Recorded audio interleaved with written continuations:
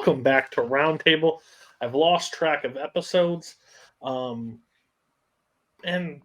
maybe love to do this show. No, I'm just kidding. I still love doing the show, but some of these movies, take it out of you. Wow. Yeah, we'll get there. First up, Scott decided to drop out. For some reason. No, he had personal reasons. He'll be back on another episode very soon. But my other co-host, Mark Menchaca. Mark, how are you doing tonight? And I'll give you your flowers early. You didn't do your normal and picked a movie that is widely regarded as good and positive. So I don't know why you're sick, why you felt bad this time, or you really liked Jacoby and didn't want to torture him. How are you doing? No. I first question. I am doing well. Secondly, I think I said this on the previous episode. At least sometimes I like to pick movie. I just have a big list, put them on a wheel. But some of these movies are just movies that they're just physical media that I just have that, like, I haven't watched like in a year. Like, I bought like the Criterion copy of Pan's Labyrinth at like the last Comic-Con I went to, and I just haven't watched it. And it came up. I was happy, although I think it was like the third foreign language film I think we had in this episode. So it was or maybe it's just two. I think there's only two. No, it's three. There was three. Half of the movies. God, there is three. That breaks our rule. This is a Brian Michaels nightmare. Yeah, we're only supposed to have. I didn't track all the punches and kicks as like dialogue, so I forgot that at some point. Next up, the senior citizen of the panel, Andrew Barr. I'm glad that you got here before Murder, She Wrote starts. So, how are you doing? And why did you pick what you picked? Because my grandfather would have loved it. I'm doing very well. It's been a very busy couple of days here, but I'm glad to be on the show. So I picked my movie because I think it's a movie that has aged incredibly well. And it's one that not a lot of people really know about or don't even know the title of. But yeah, I think it's a movie that is important and worth watching. Oh, what'd you bring? Because Tea and Sympathy. Vincente Minnelli's Tea and Sympathy. Yeah, Tea and Sympathy. Okay, to go with your tea, maybe Brooklyn. What'd you bring, and how are you doing? So I brought one of my favorite documentaries. I wanted to showcase how hard Pastry can be, and especially like in the competition setting, just how cutthroat it is. I brought Kings of Pastry. And how are you? I'm doing dandy. It's a pretty fun weekend. I like to care how people are. And one of my favorite guests returning for the second time brought the Last of Sheila with us the first time. Now back to bring what'd you bring, and how are you, Jacoby? I'm doing great. I'm happy to be here. Happy to be back. This is a lot of fun, and I brought a movie that I think has aged incredibly well. That maybe a lot of people don't know the name of very much, but they should. It's very time. Oh wait, no, it's bars. I brought Speed Racer, and to be honest, I brought Speed Racer because I haven't seen it. And I wanted to, and it's been on a list forever to see it. And I was just like, I knew this would be the thing that's like, I got to pick a movie on this list that I'm going to get it. But I brought it, and to bring some excitement and good discussion to the panel, because I knew it would be a fun one to discuss. I think this is like the perfect show to cross movies off your thing, because you're going to have to be able to talk about it, so there's no getting around it. Similar with me, I brought the Raid Redemption, the first Raid. I have heard great things about it forever. Never saw it. Had no idea about it. I saw like clips and highlights, and people in this like film community have talked about it a long time, but to actually watch it, I figured one, interesting to talk about because it's still revered as like one of those action movies, but given a fresh perspective because I haven't done it. I only do that a couple times, like I did that with Hereditary and stuff, so it's fun to pick a movie you haven't seen just to see how it goes. So the first movie that we're going to talk about is my grandfather's favorite, Tea and Sympathy. All right. Bar. I will say, I will just get this off. I agree with you with the aging well because, like, one, I think this played a factor into it, but this is a play.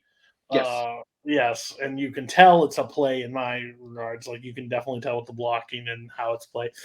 But kind of wild for the time frame this movie came out. Yeah. And the subject matter it tackles. Like, it's not said really out loud like throughout it, but listen, they could take a mallet and hit you over the head. This is about like everybody in the town's talking. This is a gay man. This is a man, like, he doesn't act like all the boys. He's not one of the boys. He doesn't. If he just acted like one of the boys, maybe he'd be a little bit different. He would get less bullied. And they do that theme throughout the entire like movie, and I think they do it super well. Which, again, I always think of this like back to Dog Day Afternoon. When Dog Day Afternoon came out, I'm like, that choice in the 70s is crazy. Like, you're taking a risk with revealing that halfway through your movie. I think this is what, 50s, right? 50s. Yeah, which is even a bigger risk. I want to say the play came out in like 54. I did look up after watching this. There is a difference between the play and this, like the ending. Like, since it's a movie, they basically have to like shame the wife for doing what she did, basically, or like but still kind of have it be a happy ending. Yeah, they had to do that, but in the play, that's not regarded like that. So it literally ends at the forest scene. Oh, yeah. really? Oh, Yeah, because like, be kind to me. That changes everything. I think that's actually a really great scene. Like when she's like, after that, like, be gentle, be kind. When people talk about this, and they will be kind. Like, that's a great like ending. Like, she feels so bad for like in this situation. Did you see I'm assuming everybody this is a first time watch. Did anybody watch besides Bar? Like, everybody saw this for the first time, or Mark? Yeah. You have the I never heard of it before either. Too. No, absolutely. So I think that's very interesting. Did you see the play before you saw this, or no? No, but it was one of the plays that I was required to read for my contemporary theater class in college. Okay. So I'm assuming everybody didn't really know much going into this play. How did it hit for you guys? Positive, negative? Did you enjoy it? And then we'll talk about like pros and cons after that. So whoever wants to go first. I fucking loved this movie. I agree with what you're saying. This is aged incredibly well. I think the script writing is really good, considering that they never straight out mention the fact that he's gay. They use all these kind of like metaphors and similes and stuff. Fuck Herb. He's an asshole. Like Edward Andrews as him, especially the scene whenever it's fine. Like he gets it with Ellie Martin. He's expelled, and just like the smug grin that he has on his face, like, well, he got expelled, but at least he got expelled for having sex with a girl. Like, it boggles my mind.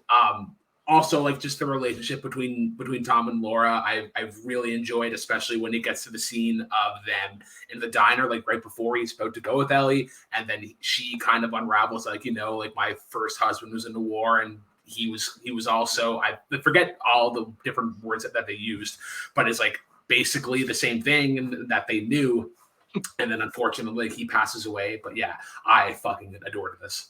Yeah, they tightrope very well around every word possible except saying the word. Jacoby, how'd you feel? Yeah, no, I loved it too. I responded very positively to this movie. I think it's interesting that I think it's both very timely today, and as opposed to like it could be like made today, but then there's some elements of it that seems like it's super outdated. Like, I think one of just the funniest aspects to me is the portrayal of the diner girl. Is that that's Ellie, right? Is that? Yeah, that's Ellie, and like the idea around her is that she's like a loose woman type thing, but all she does is just act a little tough, and like that's what makes everyone be like, oh god, no, she's like she's everything, but everything around, and that's like the only thing that kind of dates it to like where it is, because it's such a, I guess, an important topic to sort of talk about, and it was incredibly sharp, and like the way that it portrayed some of its just ideas and themes. I think like my favorite one is when they're playing tennis, and Herb kind of shows up and he sees how everyone's cheering when the other person scores a point, and nobody's cheering when when Tom scores a point, and that tells the dad everything he needs to know about how Tom is portrayed here. So it's like moments like that I think like really just make this just a really excellent, sharp, great pick, Bar. Thank you for opening my eyes to this. Mark, how'd you feel overall? All right, listen. It ain't no Power Rangers, you know what I'm saying? Maybe if there was more Krispy Kreme. I'll say this: the second half of this movie, I think, really elevated this one for me. But I gotta say this first. I don't really look up any of these movies before, like especially if I've never heard of them. You know, I just kind of go in like blind as possible. But I did stop like 15 minutes in, just kind of once I realized what movie it is, and like, wait, both of these people have the same last name. I gotta do let's do a quick Google check. Yeah. You're not alone. You're not alone. I go, what is Bard fucking doing to us tonight? I did it before I hit play, but yeah, you're not wrong. But yeah, I don't know.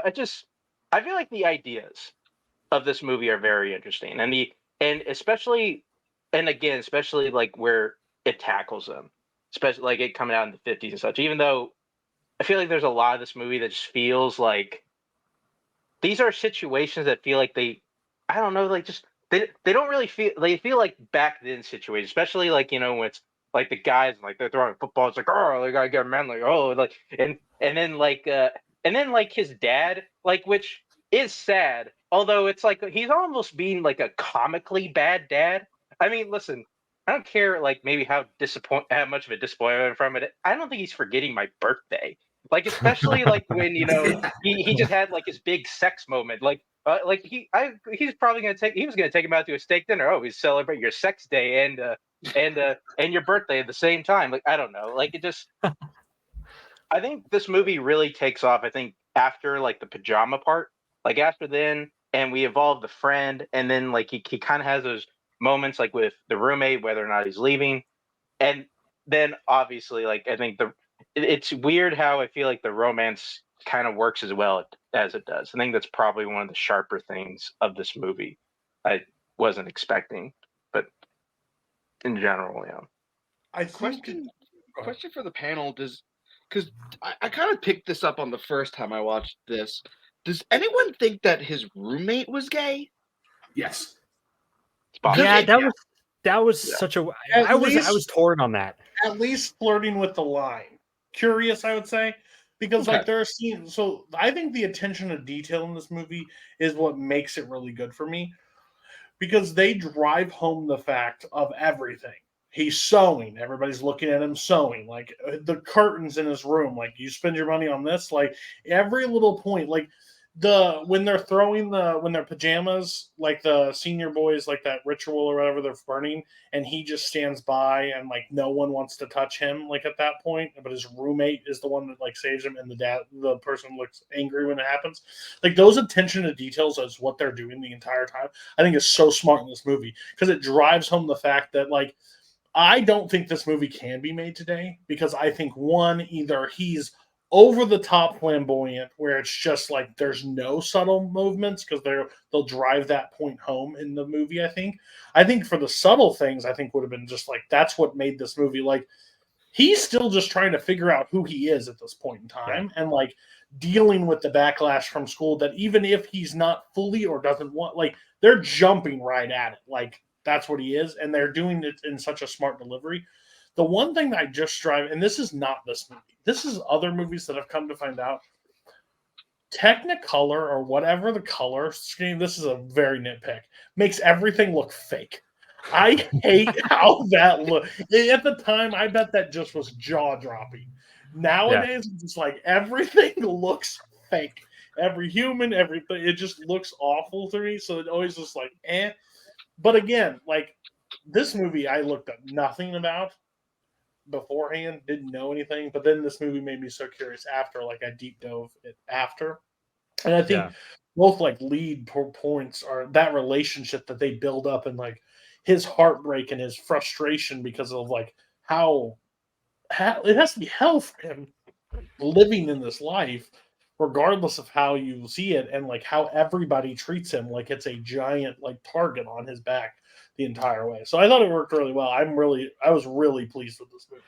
I really like, because you mentioned that the play ends at the forest, but what I guess now that thinking about it, there's a moment, what I really liked, I always forget, John Kurtz, I like his acting ability for like when it flashes forward and it sees him as a more adult, confident man, it's a complete change in his performance about how he's kind of more in tune with himself because he's an author now, like he wrote a book and everything. And that speaks to, I think, how good he is at the start of the movie in terms of just how much the weight of everything of how much he hates himself, how much everybody hates him is like, crushing down on him. So I just, I think that was, I agree with you, Cody, in terms of just like how hard it was for him around that. So I just thought that was interesting. Which I think they sold really well in the movie, that you care for you actually care for both of them. I think when she does that line, like people will find out, like be gentle, like that's just like, honestly, I do like that the fast forward, so I wouldn't scrap that. But what a brilliant like ending to that play! Like that line is legitimately one of the most infamous lines in Broadway because history. then you just leave it up to like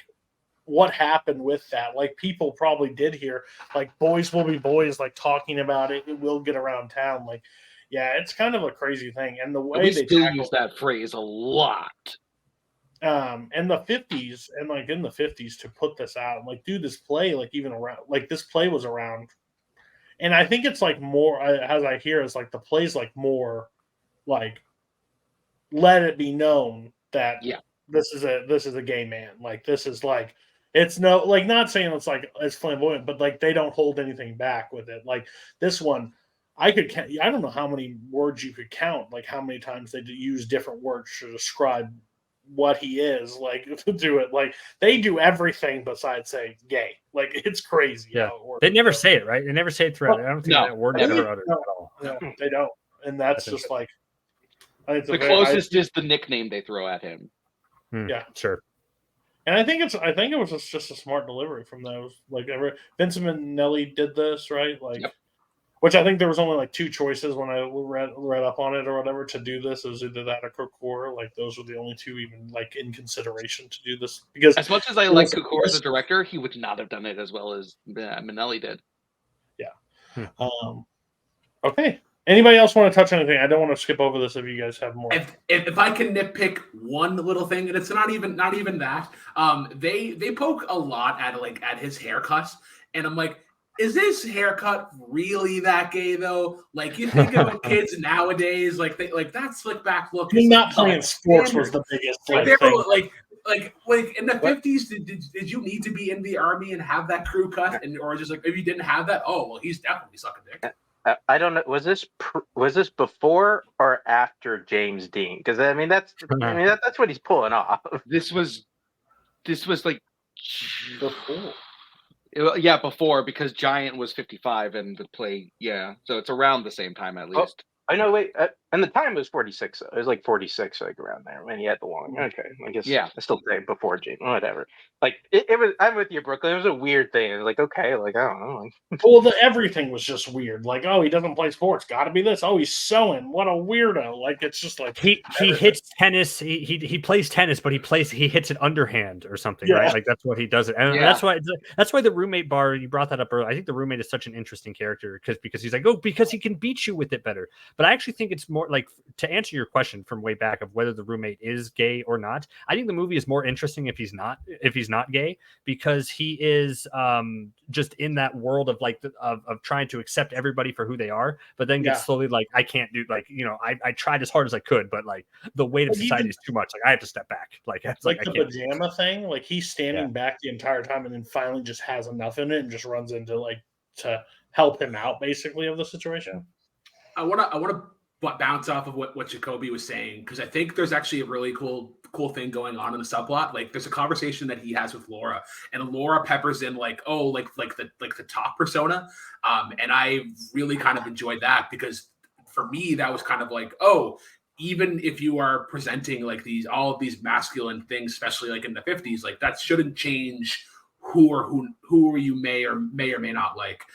So I thought that was a really cool way of like, oh, well, like if there's going to be this kind of flamboyant character, and it's like, oh, well, like are they gay? Like it could very well be done for the same side. So Okay, we're gonna get scores on this one. Oh wait, actually, really sorry, really quick.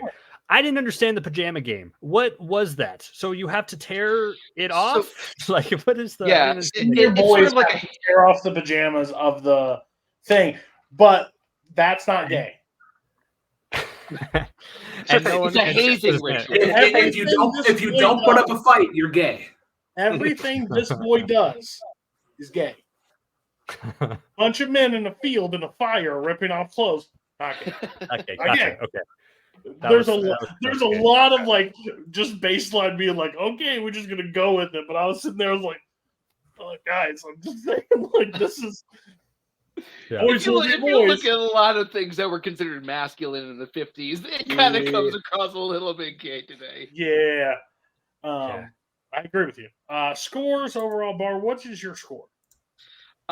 For its ability to tackle subjects such as toxic masculinity, homosexualism, and like all that stuff, plus 2 fantastic performances. Deborah Kirk giving one of my favorites of all time now. It is 4.5 stars. If I could get 4.75. We'll go Jacoby. What was your score? 4 stars. I really enjoyed this choice. I feel like this is what the round table is sort of for, at least for me. It's just like hearing movies that I had no idea about, that I come in, that I don't know much about, that really surprised me. And it's surprising with the year that it's set. It's really well acted. Love it. 4 stars. Brooklyn. 5 out of 5. Absolute home run. Like easily one of my favorite classics. It's one of the classics that I would want to go back and rewatch. Mark.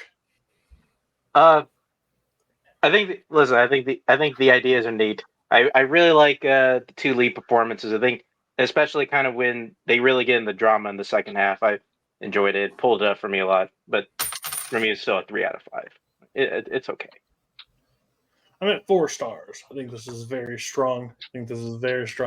And as soon as I saw the poster, I was like, oh my gosh, Bar, you're so but it did deliver. I'm like, God.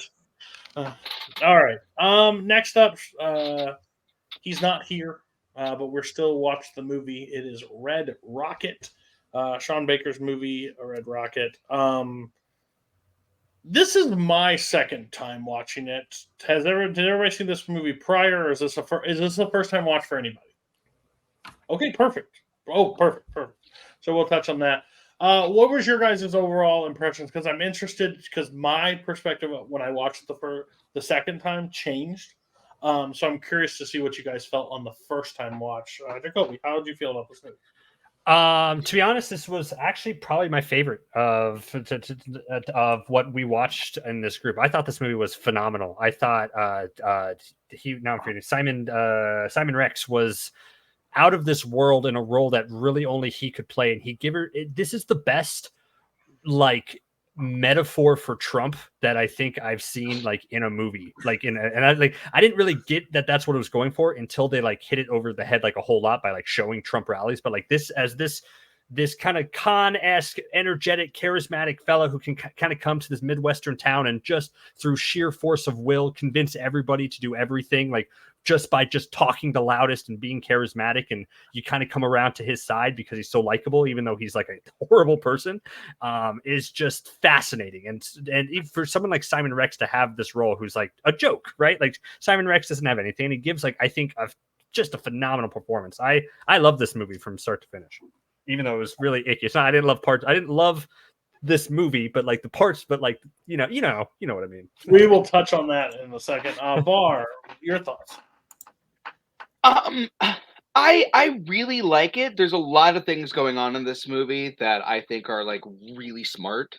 And I think that the direction is absolutely fantastic. What's the name of Simon Rex's character again? Mikey Saber. Mikey Saber. Mikey Saber. Mikey. Unfortunately for me, Mikey at like the beginning, I really liked, but then I don't remember exactly when it hit the point, but it hit a point where I'm like, you're so unlikable that I'm not on your side anymore. and I can't like you. So like once it hit that point, I kind of like started to like push myself away from the movie. Fair. Brooklyn. I was fine with it. I guess. Like I love Simon Rex previously from like Scary Movie 3 and Scary Movie 4. So when I came into this and I was like, he's just kind of doing the same thing that he was doing in those movies, but it's a little more finesse. Like he's kind of playing like a lovable goof in those movies, and this one is a little more like it's a little more fleshed out and whatnot. I really like the editing and the pacing of it. Like anytime that he's traveling on bike or anytime there's like something that's going on, it's usually like a 2-second fraction, and then it kind of goes on to the next thing. Like there's a scene where I think it's like he meets up with Strawberry for the first time at the donut shop, and then like they're flirting or whatever. And you can see the wheels kind of turning in his head of like, oh, I think this girl is really pretty. And then it immediately cuts to him and his estranged wife getting it on. And I feel like that was kind of like, oh, this is how I'm going to get these kind of feelings out. Yeah, I was kind of surprised to see that he won a Spirit Award for best male lead. And I was like, because when I saw this in the movie, I was like, oh, this is another Frank Gallagher. From like William H. Macy and Shameless, so like a fucking scumbag that you can like him at times, you can also hate him at times. Last thing I guess I'll say, the usage of bye bye bye, and especially how they use it to kind of like it's almost like a new chapter, and then the ending, how they use it to reverse it to be like, oh, like here we go again. Yeah, that was awful. But okay. So on a second watch is like I think there's an interesting thing, especially in film, especially Sean Baker's films, I would say, because he is very known for like using real people, like not actors or actresses, like, and you get that vibe. It's just I think it's interesting. Like I think there's just a fence that depends on which side you're on. Like me, I kind of lean towards like the despicable, the like awful characters. It's kind of like how do I put it? Like a car wreck I can't look away from, and I just want to like finish out the story and enjoy. Like I enjoy the ride. Like even his ride, like even his rise or fall or whatever it is. It's just it has me glued in. It's very similar. What I would say is like Sandler's character in Uncut Gems. Like it's going to end terribly, but I can't look away, and I'm in there for the entire ride.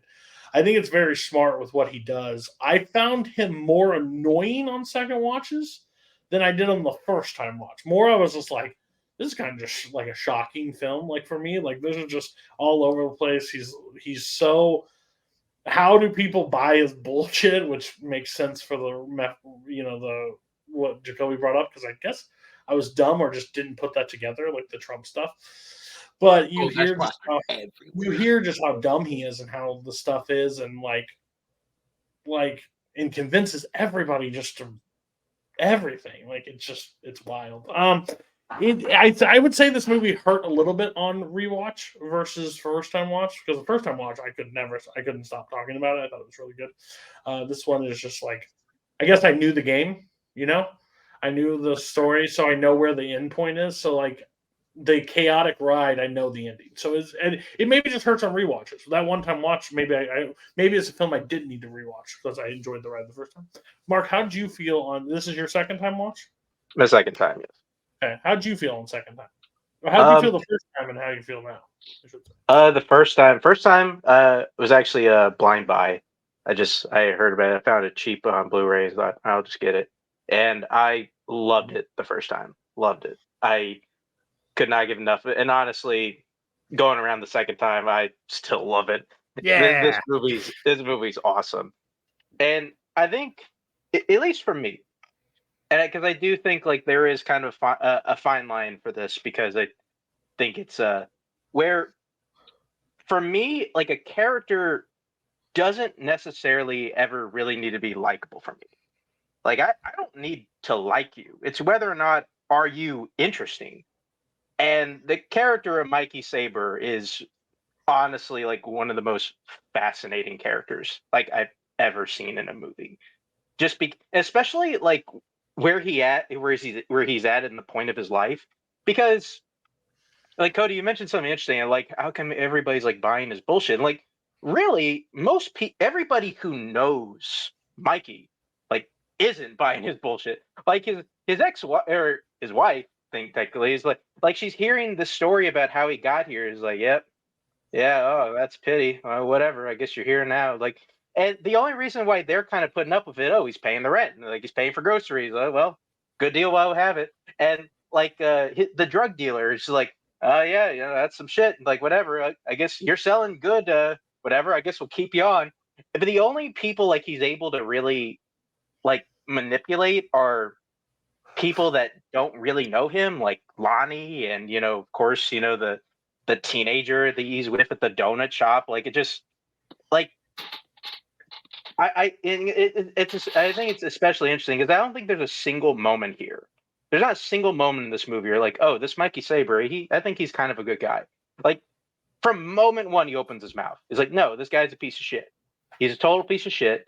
There's nothing will ever change about it because he doesn't take any responsibility for anything. He always thinks like it's somebody else's fault, and he never realizes that this is him. And I like going back to Brooklyn, at least with the bye like that, like how like it goes in reverse at the end. That's just fantastic. Where he's just going to go into another fucked up chapter where he'll grab a little bit of success, but he'll fuck it up because it's him, and he's probably going to ruin some people's lives in the process just because that's just the type of person that he is. I love this movie on the kind of on the at least on the character story, and also like just want to point this out real quick. I think Sean Baker is really good at highlighting like a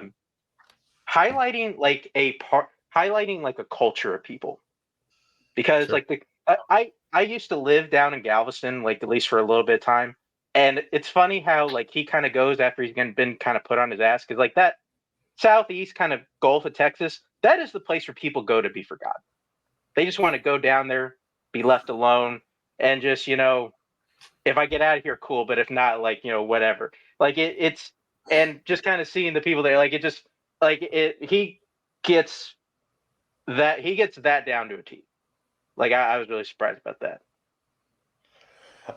Yeah, so we can talk about like overall moments in this. The bye shit was like fitting for this movie, I'll tell you. Like when that started playing, I was like, yep, of course this movie's gonna have bye be one of the choices. But I agree with you overall, like Sean Baker's like, if you've seen has anybody else seen any of his other movies like The Florida Project? Yeah. I've seen Florida Project and I liked it enough. I didn't like love it like I love this movie, and I haven't seen Tangerine. I haven't seen Tangerine. Yeah, so like Florida Project is like one of those things that he builds up like the community and like everything around there. You're like glued into like this hotel and like where people are. This is like at a little bit of a grander stage. I agree with you. Maybe you're right. He doesn't get away with a lot of bullshit. He just doesn't, I guess, get into as much trouble as he should by what stupid shit he does. Like he gets off on a lot of different things. He should never have stayed at that house because he had no money to begin with. But he convinced. Why did he even say anything? It was like that kind of blew my mind on rewatch. Why does he even tell her that he's leaving? Just pack up your shit and leave, and like you'll get away with it. But he has to tell her because he's so fucking dumb. And not only telling her that telling her that he's leaving, but the way that he says it, because like he says something and then at the end of it he's like, "Thank you for the hospitality." It's like, okay, fuck you. The stuff I really like is the Mikey and his friend, like the guy that drive around or whatever, and just talk about like I've been around guys or they've come into like my work or whatever and just talk, and like they talk so much like inflated bullshit that in their brain is real. Like this stuff is going to happen for them, and everybody else around them like, buddy, like stop. Like just go get a job somewhere else. Like just work your way through. You'll be fine. But no, it's like I'm gonna make it big. I'm gonna do this. I got followers. Listen, like it's gonna be bad. So I thought that was really like a really good, because like the worst thing is like with a Mikey to have a friend that just like accepts all of his dumb decisions and like encourages him on, and that's what I think they translate really good. And even when he meets like Strawberry and like has like she's trying to be like this grounded force. He's just like strapping the anchor on and like, let's see how far I can drag this girl to the bottom of the ocean. And he does. Like, it's crazy how that all works out. My favorite moment in this movie was at one point she keeps dropping him off at this random house, and at one point I'm thinking to myself, the people in this house, like, are they just like, do they even know this is happening? And as I'm thinking about that, she comes out with a shotgun and is like, who the fuck are you? Why do you keep getting dropped off at my house? It's a very Texas way to react to the situation. So you seem to be the most disconnected from this movie than everybody. What in particular did you just not find great? I don't know when it was exactly, but I'm kind of with you, Mark. Like, I don't have to think you're a good person or like necessarily likable to be drawn to you, but at some point for me, it became too much to the point where I'm like, I don't know if like I want to see any more of you. Makes sense. And I think that that's just the big point for me. Otherwise, I think that it's a really good movie and story. It just, like, at one point I started to feel myself distancing myself from it. See, and if you were in a conversation with Mikey Saber, you would start feeling distance and you'd pull away. And then what he would do, it was just keep talking at you. He would keep going. He would just dig into it. He would go. He would push. He would press. He would needle. He would do everything you can until he can worm his way back into your good graces. And that's what I think goes into why. I work in the entertainment industry. I know those people. Oh, absolutely. Right? Like just bring up the Texas killing fields, and he's got nothing for that. That'll just get him to shut up. Yeah, it's like I like the scene where he first goes to the drug dealers, and they're like, "I'll sell blah blah," and he like walks away, and they're like, "He's gonna smoke it himself." That's why I gave him that stuff. And there's a high five because they're like, "This motherfucker!" Like, and then the very next scene is, where's the pipe at? Like, he's literally going just to buy some to smoke it. But he's also smart because the very next scene after that, like, he knew right away that it's like, hey, give me some of the better shit because I knew what you gave me was the poor shit, and I've already sold all of it anyway. Because that's how he can still keep getting away with all of his stuff because he has some qualities that are like good and can be good for this, but he's still an idiot. Yeah, I did think that scene, like when he's talking to Strawberry the first time at the donut shop, and how they cut into that scene with his ex-wife, like because.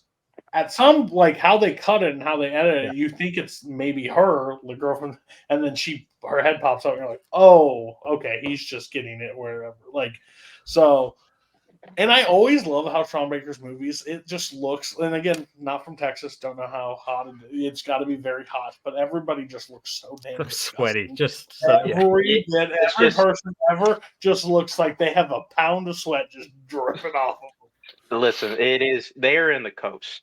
So the humidity all day, dripping sweat, doesn't matter. Like, if it's 80, it feels like 110 out there. Like, these people are laying in their beds, like, just like he's laying up, and he just looks like he is completely just drained from everything. How do they even stay hydrated? It's like there's a bead of sweat just constantly dangling off the tip of his nostril. Yeah, so I think it's actually a really good. I think this is like one of those perfect movies for Roundtable because luckily I think it's 4 like positive, 1 like I would say negative, but this movie could easily have divided 3-3 like because it's pretty outlandish, and I think like I wanted to bring this discussion because not to like bring up another movie, but like this was one of those movies at the time got considered okay. Like this movie got a pass, while Licorice Pizza did not get a pass for its age thing. Like there was such a huge like fight on it. Like Koho was one of the main people that was like, "Well, you're stupid, Licorice Pizza like this, and." Payson famously said, "Well, why are you okay with Red Rocket? Like, if you're okay with Red Rocket, what's the problem with Licorice Pizza?" So I thought it was interesting. It is a weird subject matter. I think that's always that can remove a lot of audience members very fast by just that age not reading 1/8 and just under is like you're always like I'm not where's Chris Hansen? Is he popping out at any point? And was she lying? Because when I thought when she said like, oh, I turn 18 next week, I thought she was lying. I thought it was going to be revealed that she was even younger. That's what I assumed too. Because if this man's life's going to go downhill, the classic thing needed a cop pulling over. Well, she told me she was 18. Like I was kind of I was almost waiting for that in the movie to be like, oh yeah, and he goes to jail. Here's the funny thing: is that it doesn't even matter because she says 3 weeks, but we never actually get like a full like, oh, it's been 3 weeks. Like we don't know. She's probably still 17 when they hook up. Like so, he's still a shitty person. I think maybe it's Sean Baker's like way of saying like in a couple weeks and then like not really giving a time frame. So when it does happen, when they do have that moment, it's she's 18. She's got to be 18 now. Like she's topless, like all this. She's fine. You're fine. Like don't worry about it. But the entire time, I'm just like, hey, no, thank you. It's pretty bad. I hate that I had to Google this, but age of consent in Texas is 17. I just Googled that right now, so it's worse. So, well, that's great. what he Glad says. It's in my search. I don't know. That website might be a trap. I'll just say that. Maybe don't pay attention. Isn't that what he says though? Like she is 17. That is legal, babe. Like 100%. I think he says it in the movie. He says it on the phone. Clear. But for me, I'm just sitting there the whole time, like she's sitting there playing Bye Bye Bye, and I'm just like, she may be older. You're 17 in this movie. For me, this is weird. Okay, we can get scores, I think. Unless somebody has one more thing, I don't want to. I do want to say one thing. There was one performance in this movie aside from Simon Rex's that like really took me, and that was actually Brittany Rodriguez, who played June, the daughter of the drug family. Like, it's the only movie she's ever been in, but it feels like she's been doing this forever. I thought she was phenomenal. That's the Sean Baker, like, magic. Like, he can just get somebody that's, like, it's kind of crazy. Like, you think they've been acting their entire life, but no, he just does it. And what were you going to say, Jacoby? Me, I just had a question. I was just curious if you guys think, does Strawberry still go with him at the end? Do you guys think that she believes it? Even though do you think because he'll be like, you won't believe what just happened. My ex-wife took all my money and we have to go right now, baby. Like, do you think she'll still go? You think she'll still go and have their life ruined and everything is bad? In all honesty, I feel like he goes over there, drag somebody down, and that's for the new one. Like he'll go over there, he'll spend some type of bullshit, and like she'll be on his side. It's like, hey, maybe just like get like $500 from your mom and we go to LA. They go to LA. Sure, It's the whole thing. Like something happens, then he fucks it up. Like just it doesn't matter. Like he still gets some modicum of success and then ends poorly because he's a moron. Yeah. Okay. That's 100%. But I could also see like hopefully somebody talked her out of it. So it'll be me. I had it at 4.5 stars originally. I think I'm going to still keep it at 4.5 stars. I really do enjoy this movie. He just was more annoying, which I think is part of the course. Maybe I just didn't find him annoying the first time, but it doesn't ruin the movie for me. Like he's annoying, but like it made me like despise him more. But the movie is still chaotic enough to keep me invested. Mark, what's your rating? I really like this movie. It might be my favorite movie of 2022. It's like 4.5. It's so close to 5, but I'll keep it 4.5 for now. 4.5 out of 5 stars. I love it. Man, if it was up to Bar, he could give you his 4.75. Give me my quarter score option letterbox. Give it to me. I will accept that once Koho gets eliminated from the app. Bar, what's your rating? So I want to make this clear. Even though I started to get distant from this, I understand what makes this a good movie. So it's still getting 4 stars from me. Officially on my letterbox, though, because Sean Baker only does heart or no heart in his letterbox reviews, it's getting a heart. Okay. I hate the heart thing, but whatever. I've never clicked the heart one time. If I put a star rating, that's if I like it or not. Deal with it. Have you ever clicked?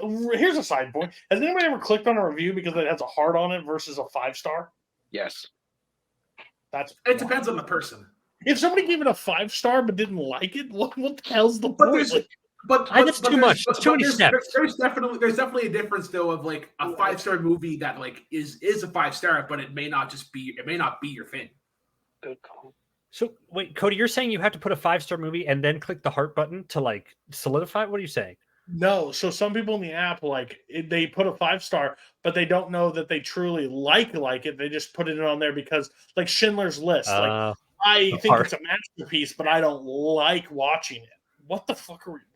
Like, the rating is all I need. If Jacoby gave something 4.5 stars, I'm gonna watch it for a 4.5 star. If he liked it, I gave it 2. Strangely, I think it's the dumbest feature on the app, to be honest with you. I wish Letterboxd was around when Schindler's List came out, and there was just a bunch of hearts on when that movie came out. That would be great. Can you believe God didn't like Schindler's List? Yo, he didn't give Schindler's List a heart, dude. Bar, what's your rating? I already did mine. Yeah. I looked at Brooklyn and said your name. Brooklyn, what is I would agree with Andrew in giving it a 4 out of 5. It succeeded in doing what it wanted to do and making me feel uncomfortable about the whole story. But yeah. Jacoby. 4.5. I give this. I really enjoyed this. Loved it. Great pick. I wish Scott was here so we could have heard his thoughts on it because he picked the movie, and I'm really glad he did. So again, this was another movie I wanted to watch for so long. Super glad I did. Responded really well to it. And yeah, 4.5. Yeah. Okay. So I told you guys in order. I'm switching the order. King of Pastry is going to be next. We're going to save Speed Racer for 4. Listen. Okay, I'm just going to peel the Band-Aid off first. Did everybody see this movie for the first time besides Brooklyn? Or did everybody... No, Bar saw it second time, right? The first time, I just kind of refreshed it. Okay, here's the thing. I'm a slut for like a good old cooking competition, okay? I like it. Enjoy it. I think it's fun. I don't need the wacky sitcom comedy music throughout this French serious baking competition. Like everything is like it just threw me out of this hour and 25 minutes of just like I'm waiting for somebody to walk in with a skillet and smack someone on the head. There goes Gary again. It just removes there's a person like emotion, like there's a person like talking about how this competition means and all the thing, and I am done. That's one of the things. Yeah, it's like Kirk. Yeah, you needed this like grandeur, like this cool competition. Like these people take this serious. I think there's not a shot in hell I could even attempt to do any of this stuff. And their attention to detail and like the passion that they have for this, I think is remarkable, and I respect that aspect. But holy shit, the person that constructed this documentary, I can't stand that person because he just took me completely out. What's everybody else's thoughts on this before we get to Brooklyn's like overall? Because I think the art is great, but how do you guys feel about the documentary? It first of all, it looks like a PBS documentary. It kind of has that like super low budget feel. And the one thing that started to drive me crazy is like how they started talking about like, like if you break like your big sculpture, like odds are you're not going to win and things like that. And then like one guy at the end, it's just like a complete disaster. Other guy does like an amazing job. And like the guy who was a complete disaster ends up with a medal. And I'm like, wait, how the fuck is this happening right now? His pastries probably sucked. They explain it at the end because his sugar sculpture scored so low, but he did so well in literally everything else. That's how we got the bomb. I made some tasty cakes. They must have been phenomenal. The one guy that's like emotional, like reading out the names, like at the end, like the guy that's emotional reading out the names. I'm like, it just didn't vibe with me, like how like sad he truly was with the situation. I'm like, if you because he knows what everybody goes through in those 3 days. Like that's 3 days of hell going through every. But I feel like it's the commissioner of baseball or like all that stuff where they sit there and be like, I am so proud of what you did. I don't give a shit. They just hand over the trophy. Like, that's the That's guy. why Like, I'm already in this shit. I feel so bad for you. And here's the name. Fuck you and fuck you. Like, it just. Cody, you will never be president of Moth. Like it shows that you cannot be that in that role. Yeah, But I think that was the these main. four. The rest of you get better. I don't want to tell you. Like, go to the think that was my Americans, main- be unstopped. Like, what are you doing? Look here. Jacoby and Mark, how did you guys feel about this? I think. Sorry, Bar, you saw. Were you still It's okay. going? I think that was my main problem is that like they didn't really make clear how the rules worked and why things fell into place the way that they did. I needed like Alton Brown to like describe what was happening. They look amazing though and delicious, and I want one. This, the idea behind this, I think, was fascinating. I love, yeah, you're right. Like the cooking shows, the shows that with the level of preparation and intense and skill that is required, especially to be a pastry chef and dessert chef, because it's just about 8 hours of doing like stripping sugar, and then you're like, oh, that didn't work. I got to do it all over again. Like, right? Like you can tell like why they like this. The first guy was on a divorce, right? Because he had like a new girlfriend and stuff. Just because it shows how much you have to devote yourself to be perfect at this, and the idea that. And that's what I thought it came around at the end with the fact that a lot of them, the two of them weren't because the two of them didn't make it and all the way through. And I liked it overall. I think the Moth competition is bullshit because I get the point of cooking everything, but I don't know why you're just like, okay, now we have to have them carried around some stairs and up down ramps and around the corner. Like, just make it. And that should be it. Bridge test when you were in science class in 10th grade, like putting weights on shit. I just spent 10 hours of my life on the sugar stove. You want me to climb stairs? Yeah, like what? Like what? Find a better way around it. I have to take this outside. No one has this through percentage, but doorways? what is this like suicide rate of pastry chefs in this competition? Because if I cook something for 8 hours and tried to build a sculpture of sugar, and that thing collapsed, the tallest building I'm visiting, like tomorrow, like this is the most miserable process. And imagine this: you get to do this multiple times, and if that happens multiple times, do you know the meme? Do you know the gif of the girl like putting that like Rice Krispie thing like sculpture on top of this, and it falls over, and she's just like crying? That's me every time I saw something fall. Like, oh, it's like it's just a chocolate chip cookie. Why do you need this artist? Like, yeah, let's climb stairs and do the hokey pokey. Yeah, damn. So it is an intent. I like the aspect. The aspect to give carry around through doorways was a little off there for me, but I like I like the idea behind this, and I like centering it around pastry chefs for sure. So I thought the three people were mostly interesting. So overall, as a documentary, I liked it, but the Moth competition can go fuck itself because that's so messed up. And now we're going to take dodgeballs and start chucking at your desserts. Too bad your sugar didn't score well and got hit right with a dodgeball and shattered. All right, gentlemen. Mark, now this path of ice. Oh, okay. Car and see if we survive. Listen, one thing I do really like, and I think probably I will make a choice that reflects this later on the round table. I really enjoy movies that like really exhibit passion, and that's the first thing I noticed. Like it just immediately with this movie is like it just you just see the passion just right away. Even if like little like minute things of like especially at the beginning, he's trying to figure out how to make this wedding cake, and like he's doing like all this precise shit.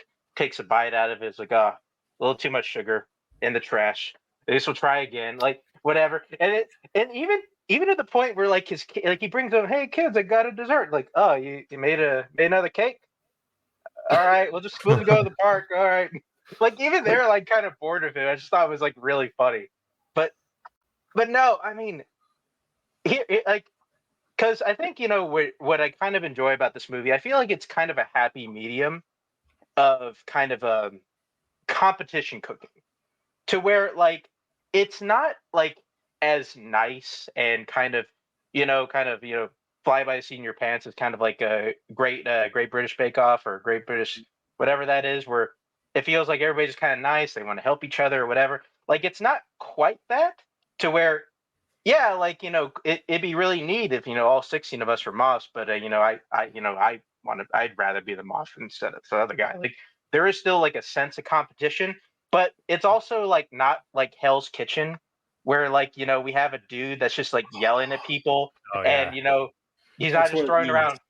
He's not throwing around f-bombs, like because if this was Hell's Kitchen, like the guy who dropped the sugar sculpture, like the main mob would have put 2 slices of bread on his head. And it's like, what are you? An Indian sandwich. And then you'd say, You know what? Did anyone ever watch Cutthroat Kitchen when it was on? yes. Cutthroat Kitchen basically it was based on like an underground cooking competition where people would have like money given to them, and then they would bid on what sabotages that they would throw at other contestants. That's what I want for this contest. That's what the judges did by making them climb stairs. It's like just put a little bit of oil on the station when he's making a sugar sculpture, so it's extra slippery. I'm back. You have to basically make this fondant while juggling 3 oranges in your other hand at the same time. That's what I want. Yep, done deal. Brooklyn, this is your second time or what? Second or third time watching it. I had watched it like just out of pastry school. I think it was on Netflix or something along those lines. But especially like in school, because there is a lot of like competition, in that college or whatever, we often send teams to go to the culinary Olympics, and we usually do quite well, like podium finishes or whatnot. But I really enjoyed like the different arcs that the 3 main chefs had. Like you had Jackie, who was a teacher in Chicago and then like really wanted to like really kind of prove himself. Then you had Regis, who had gone before, and like what I really liked is how they kind of foreshadowed like the big moment happening of like, oh well, like I was doing this and my sugar sculpture broke. Then you have Philippe, like the guy who had his massive sculpture break, and he's like, oh, I've been wanting to do this my whole life since I was a kid. I thought I did a really really good job of that.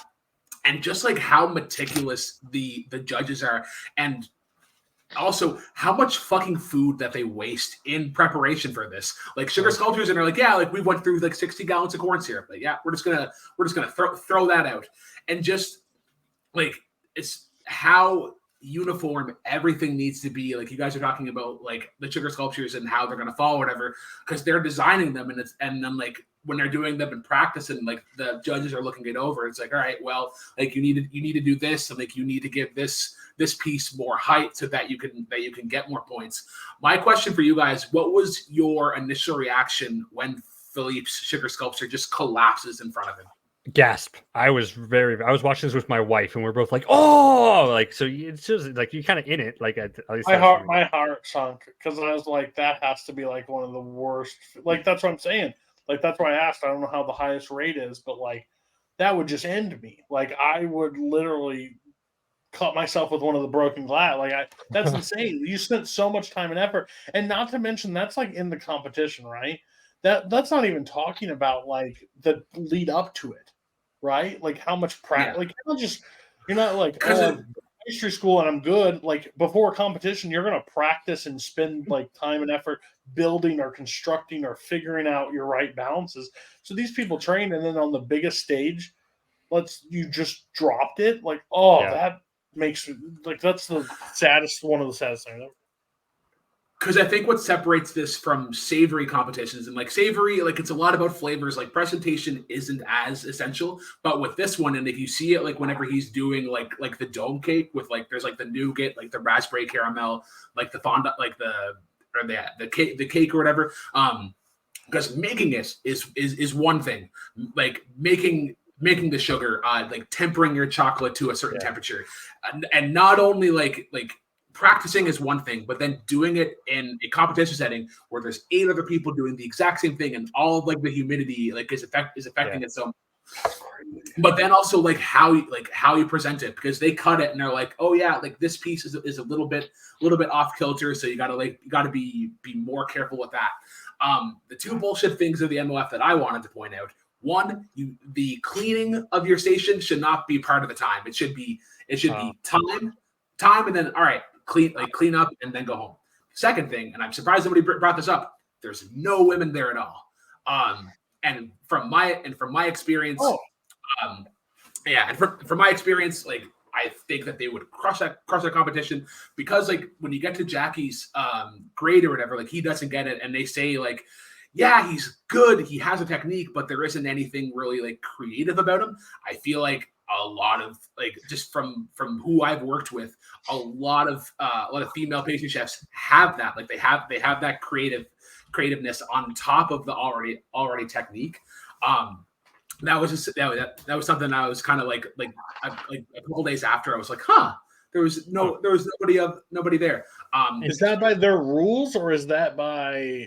I think for that year in particular, because I think it's like a tournament kind of setting. Like there's because I think Jackie mentions that like you have to like he had to win a competition to get into this. So maybe it was that.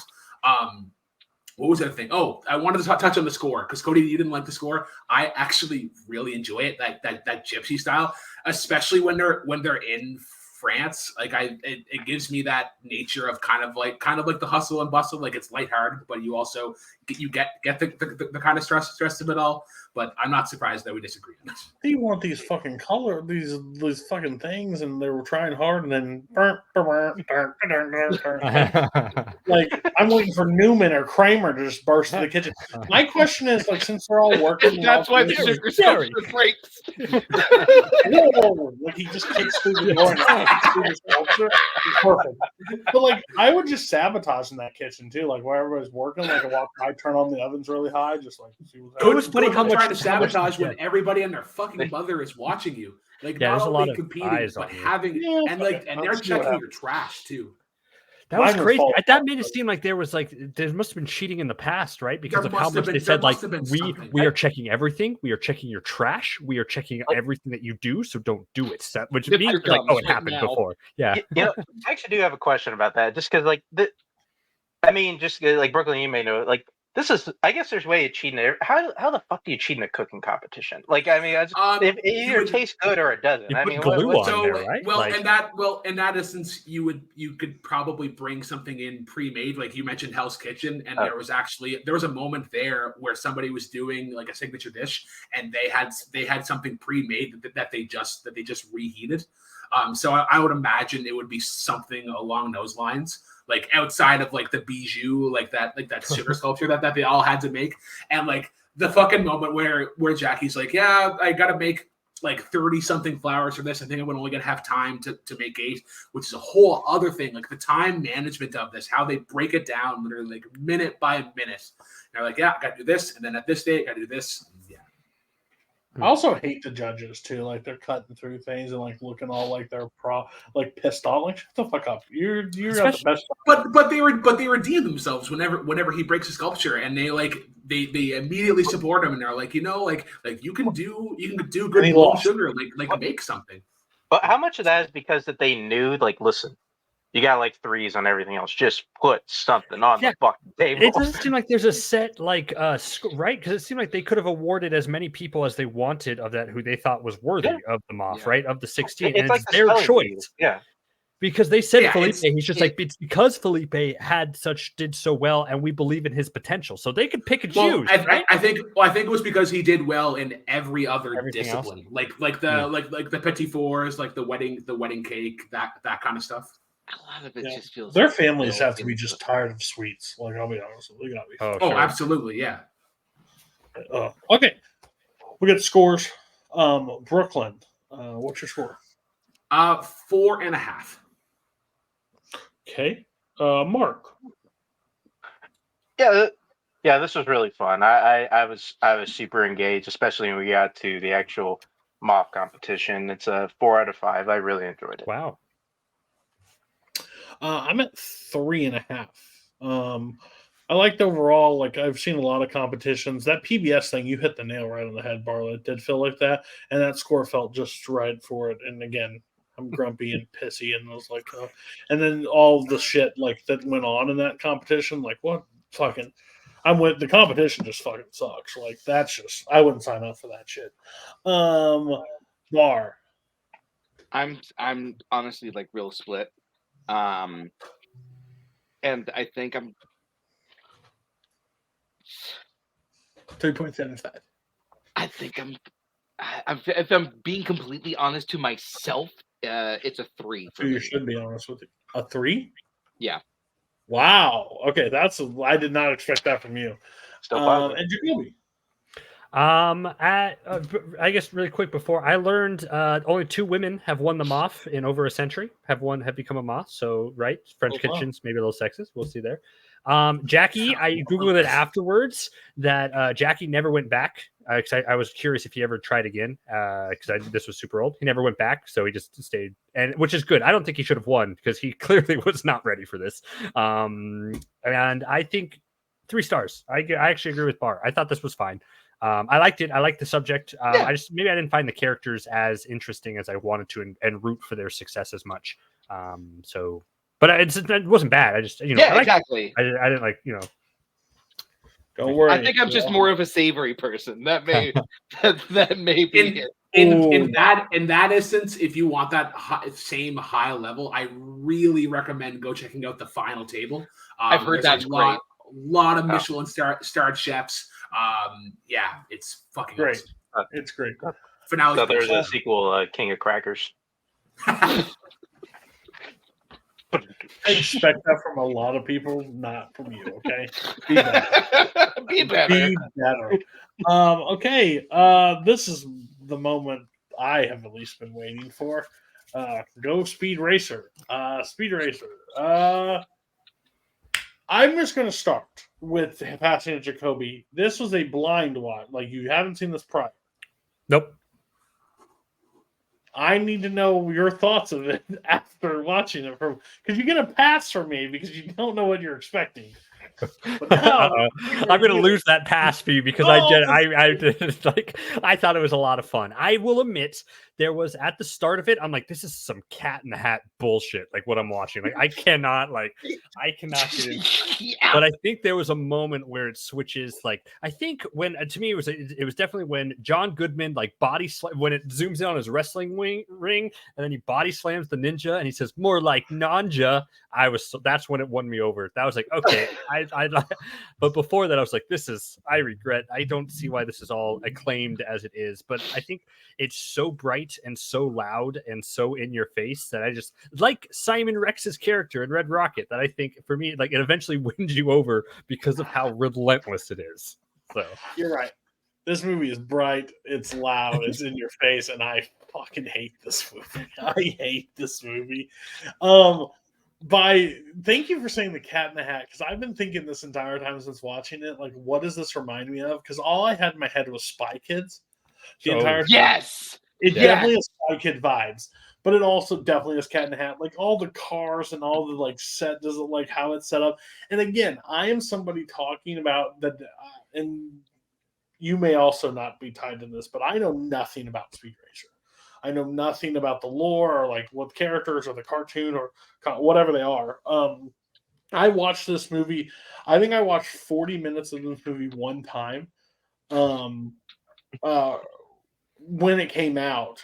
No, I know I can say exactly. I went to the theaters.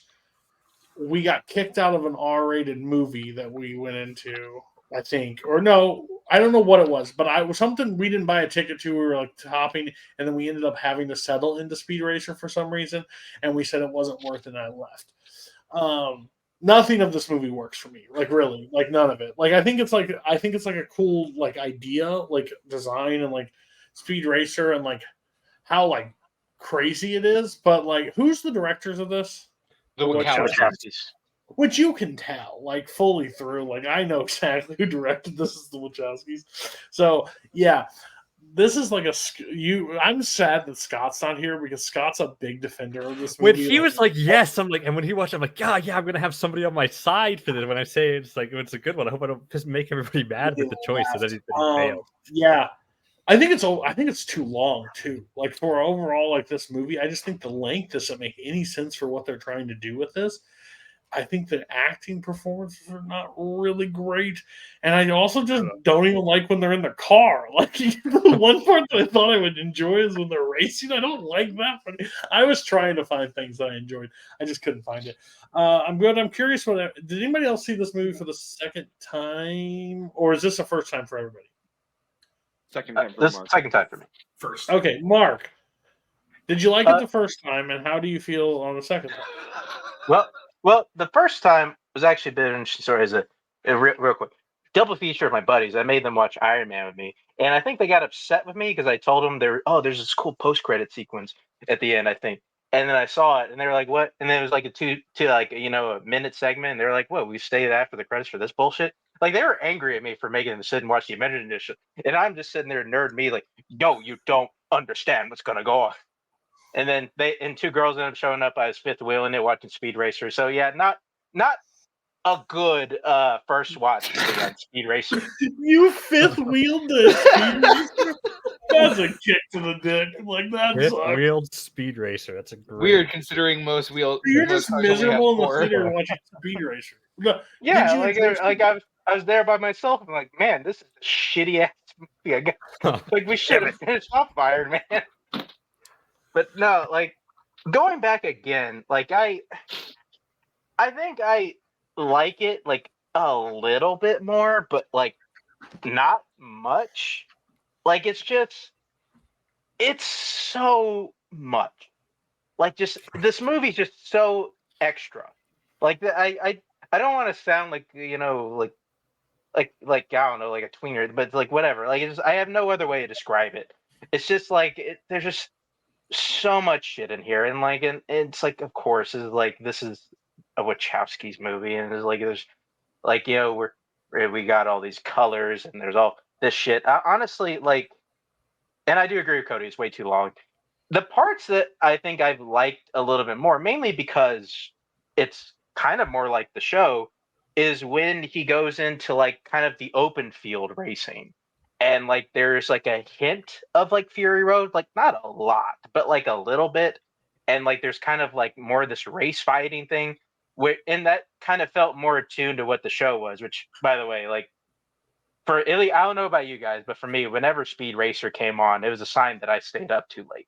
Like just like it was like 4 a.m. and like, oh shit, I gotta get to bed. Like Absolutely.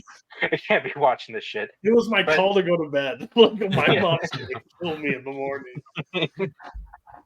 But yeah, like and Matthew Fox is in it. I like Matthew Fox a lot. I want to talk about his performance so much more. So let's. But yeah, like I'm not a fan of this movie. I'm just not.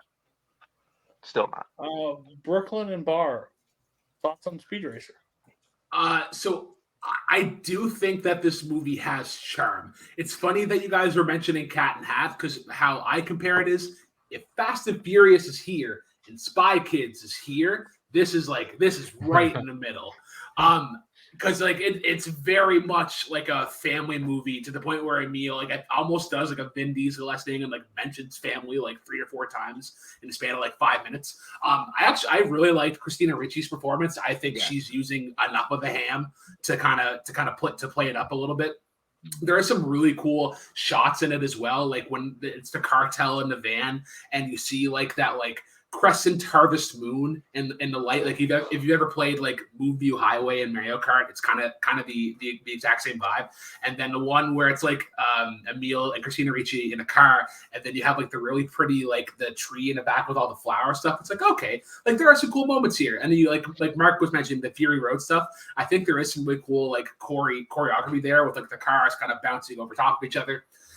The problems that I have though, one, not so much a problem, but just kind of realistically, when they're doing like those 90-degree turns, if you've ever played Mario Kart or like Need for Speed, you don't ever take those turns that fast. You need to like fucking slow down. So I see that and I'm like, how is nobody just crashing off of a cliff here? That's your nitpick? The other in Speed Racer, it doesn't beat the Mario. How do Kart these logic? 2D cars exist on the roads? Is my biggest critique. The hook car is fine. Yeah. Taking the turn too sharp. Out. It's at the That's speed not how that an they do. e-brake works. What are you doing? My more serious critique, even though like the set design and like I really like the saturated colors of it and not, and like really digging into the anime vibes of it, the visual effects have not aged well at all. It's rough. I appreciate the design of the tracks.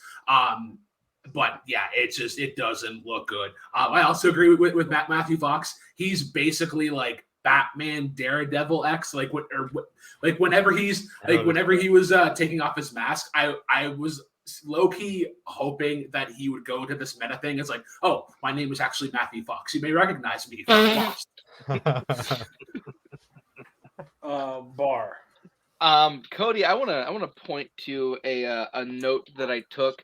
You can't really see it on my phone because of You the should light. have dark mode on, but what up? Whatever. It literally third note in my notes was ellipsis. Is this movie trying to look like Spy Kids?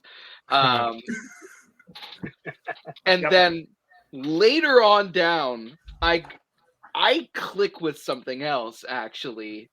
Does anyone remember like this children's show called Lazy Town? Yes. Is that where We Are Number One? That's comes where We Are from? Number One comes from. Wait, Chin. Yeah. Okay. Yeah. Early That's the morning, vibe. I remember. That's the Oh, vibe yeah, I yeah. started to get watching this more and Oh more. my I'm like, god! That's Yeah. funny.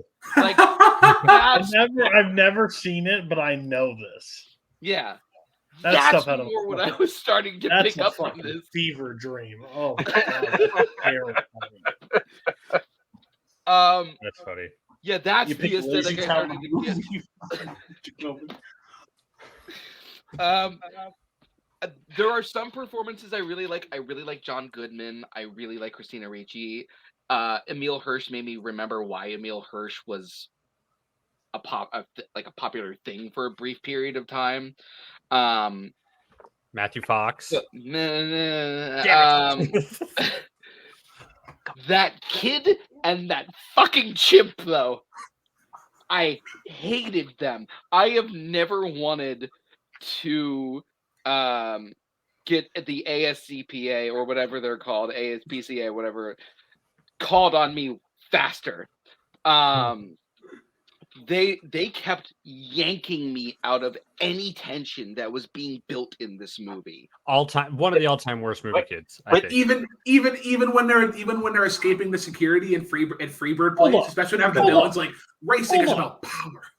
Hold on, there was tension in this movie. Where? Well, okay, I'm actually kind of a bar on this one. It's because in that scene where Emile Speed's going over there to kind of basically like tell Kington, whatever the hell, Royalton, Roger that, Allen. he's not gonna race for him, and they're going in that back and forth dialogue. There's actually like kind of a neat scene there, but like every time like we start to build on something, we go back to the kid and the chimp, like, oh, we ate too much candy. Oh, we're driving away from security. Like, what the fuck are we doing here? Like, let's just like why are these guys here? Like, what's going on? When they pulled off in like the middle of the race to have that like negotiation, and then suddenly that chimp and that kid are in the trunk, I went, no. There, as I said, there are moments. Most of the visual effects have not held up well. There are some that I did actually think were pretty nice. But yeah. There's a TV show I really want to see, and I've been wanting to pitch. I've pitched this forever.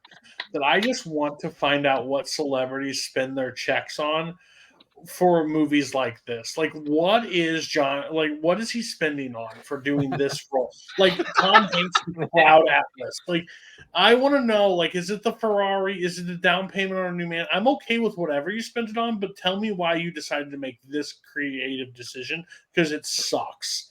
And this is like one of those moments. Come on. I mean, Listen, he here's now my owns thing. the SS Roseanne because of Speed Racer. Here's the thing. I give a pat. Like, this is going to sound terrible. This is worse than Cat in the Hat, and I think that's a strong step, because Cat in the Hat's really bad. But the difference is, here's the difference. Zero Mike Myers slander. Zero. No, but here's the thing. That's why I like it. I think Mike Myers had still moments is funny in that movie. This movie, I don't think there's a redeeming character for me in this entire movie. I'm gonna let Jacoby talk about Mr. Fox and like talk about why you liked him, because I was blinded. But Come on, I want to be blinded sure. by us. It This is the it man is a that likes the swing. Mummy. Just to be That's clear. Yeah, because rightfully so. Because this movie is a swing. Yes, it's out there, it's bright and it's colorful, but it's the Wachowskis doing something. And yes, it's all in your face. But I actually think that to compare it to Spy Kids is an abomination. I think because I think the races are wacky, but there's such a clear visual style and Spy distinct. Kids is worse. Spy Kids is bad. This is not. This is a way to track. You can track the action so well, and the way that it keeps up. Besides every scene with the kid and the chimp, I think the Wachowskis have such a great eye for keeping everything kinetic, for keeping everything going, and for just telling something fluid in this in what it's trying to do. I think it works. I think the visuals hold up pretty well for the tone and style of what this movie is trying to say, and I think it succeeds in that. So I just think it's fun. Matthew Fox, I am so fascinated by his acting choices in this movie because Lost is my favorite show of all time, and for him to play this character this way, I literally looked up why did Matthew Fox take this movie, and I tried to find details surrounding it because he could have had any movie, and he's like, no, I want to do this speed racer movie, and I want to play it as someone said Daredevil, Batman, but be super serious. But I don't know. He's making choices, man, in this one, and I think it works. I think he understands the tone that he's in, and I mean, I just wish he did more things after this in movies besides things like getting weirdly ripped for an Alex Cross movie, and that's it. I just want a clip. I just want a clip of Jacoby going, he's making choices, man. Come on. We got this and Bone Tomahawk, and that's it. End of your career, Matthew Fox. Yeah. It's crazy. It's nuts. Come on. As I said, this started off as Cat in the Hat to me, maybe the Lazy Town, maybe Spy Kids. But I just think the Wachowskis, just from the start to the end, just have a clear sense of its style, of its pacing, of its tone, besides the dumb kid stuff. But I just think it makes those races exciting. It makes it fun. This is a fun movie. This is doing something different in 2008. You don't take turns like that. Okay, you just can't take them with that amount of speed. Yeah, the car they can flip over each other a bunch of times and just they can drive down. They can drive down a stone mountain.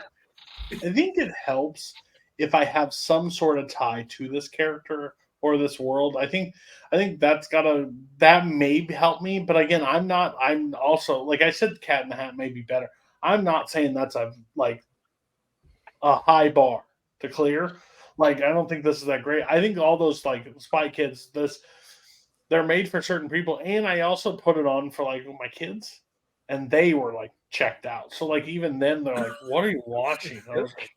That is a question of who this movie is for, right? Because it's it's not for kids. It's supposed to be for people who want to get on a discussion on an online movie trivia community and talk about it. My son was like, "Why did the cars look 10 years too early?" Yeah.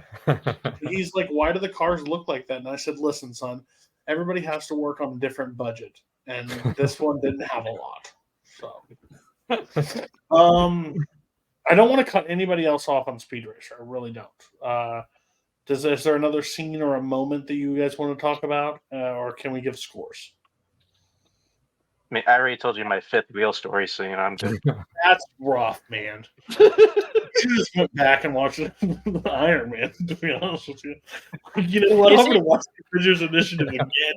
Yeah, watch it again. My question, so wait, do people, I didn't watch Speed Racer. Is it common knowledge that Racer X is his brother? Is that is that an established part of the lore? I don't even know. It is, I believe it's an established part of the lore.